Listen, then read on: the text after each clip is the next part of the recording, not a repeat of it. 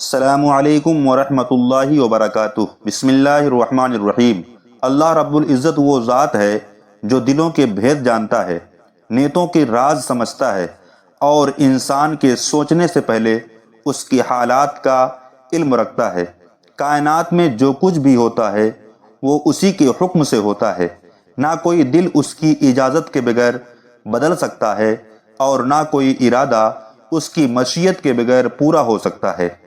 انسان جب کسی مسئلے میں پھنس جاتا ہے، راستے بند نظر آتے ہیں، بات بات پر رکاوٹ آتی ہے اور سامنے والا ضد پر اڑا رہتا ہے، تو ایسے وقت میں سب سے مضبوط سہارا اللہ کی طرف رجوع کرنا ہوتا ہے۔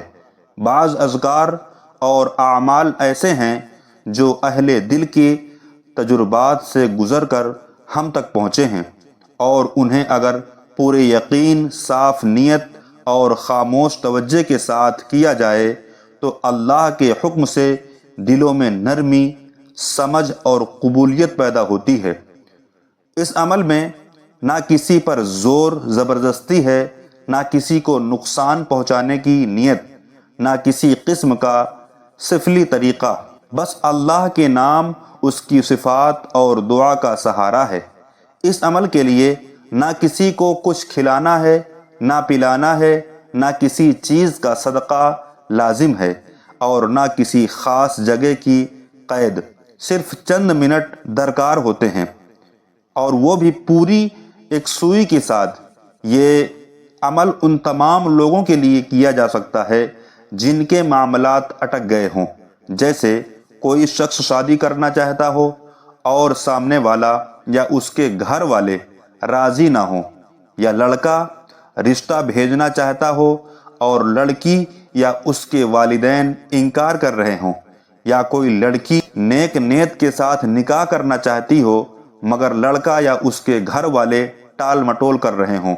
اسی طرح میاں بیوی کے درمیان نا اتفاقی ہو، بات بات پر جھگڑا ہو، شوہر سخت مزاج ہو، یا بیوی بات نہ مانتی ہو، یا اولاد والدین کی بات سننے کو تیار نہ ہو، یا والدین کسی جائز اور درست کام میں بلا وجہ سختی دکھا رہے ہوں، یا گھر میں کوئی ایسا فرد ہو جو ہر وقت لڑائی جھگڑے پر آمادہ رہتا ہو اور کسی کی بات قبول نہ کرتا ہو، حتیٰ کہ اگر کسی سے دشمنی ہو اور دل میں یہ خواہش ہو کہ نفرت ختم ہو اور معاملات بہتر ہوں، تو اس نیت سے بھی یہ عمل کیا جا سکتا ہے۔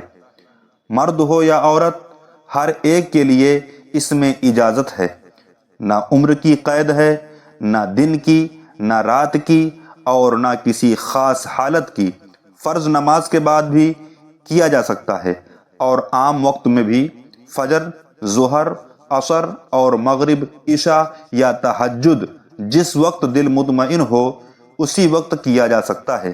اگر کوئی پہلے سے کوئی ذکر، وظیفہ یا تلاوت کر رہا ہو تو اس کے بعد بھی یہ عمل کیا جا سکتا ہے۔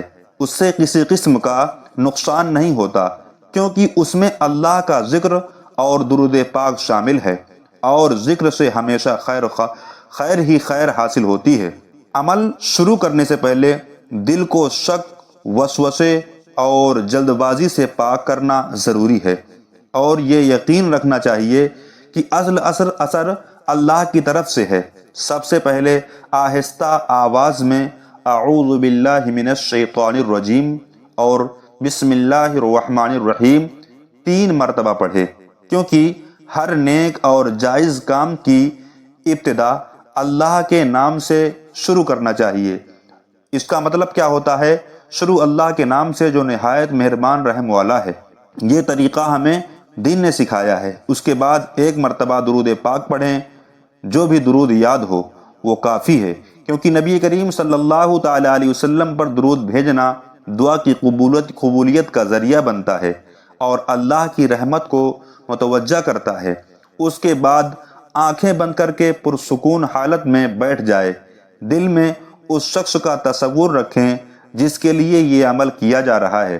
اس کا نام زبان سے ادا نہیں کرنا بلکہ صرف دل میں رکھنا ہے۔ پھر اللہ تبارک و تعالیٰ کی صفاتی نام مخصوص نیت کے ساتھ پڑھیں۔ ہر مرتبہ دل میں یہی خیال ہو کہ اے اللہ اس بندے کے دل میں نرمی پیدا فرما، اس کی ضد ختم کر دے، اس کے دل سے سختی نکال دے اور اسے حق بات قبول کرنے کی توفیق عطا فرما۔ ناظرین، وہ کلمات یہ ہیں: یا قابض العزیز اللہ ذوالجلال والاکرام۔ یہ کلمات ایک مرتبہ شمار ہوں گے اور اسی طرح پورے 33 مرتبہ پڑھنے میں ہیں۔ دوران عمل مکمل خاموشی، توجہ اور یقین ضروری ہے۔ ذہن کو ادھر ادھر نہ بھٹکنے دیں بلکہ مقصد پر مذکور رکھیں۔ جب گنتی پوری ہو جائے تو آہستہ سے اللہ اکبر کہیں۔ اس کے بعد دوبارہ ایک مرتبہ درود پاک پڑھیں اور پھر سادہ اور عاجزانہ الفاظ میں دعا کریں: اے اللہ، میں نے یہ عمل تیرے نام اور تیرے بھروسے پر کیا ہے۔ اگر میرا مقصد درست، جائز اور میرے حق میں بہتر ہے تو اسے پورا فرما دے، اور اگر اس میں میرے لیے کوئی نقصان ہے تو مجھے اس سے بچا لے اور میرے دل کو راضی کر دے۔ اس کے بعد معاملہ مکمل طور پر اللہ کے سپرد کر دیں۔ بے صبری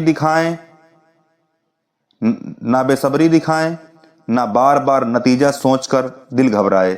اللہ جب بہتر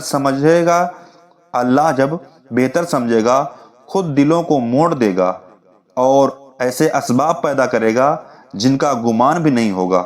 اس عمل کا مقصد کسی پر اپنی مرضی مسلط کرنا نہیں بلکہ دلوں میں آسانی، محبت اور سمجھ پیدا کرنا ہے۔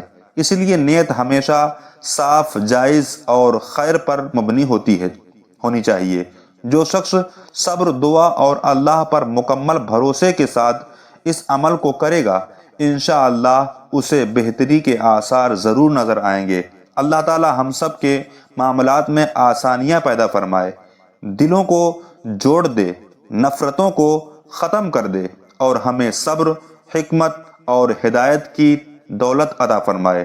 ناظرین، یہ ویڈیو آپ کو اچھی لگی ہو تو اس کو لائک کریں اور چینل پر نئے ہوں تو چینل کو سبسکرائب ضرور کر لیں اور کمنٹ باکس میں ایک اچھا سا کمنٹ ضرور کر دیں۔ شکریہ۔ اللہ حافظ۔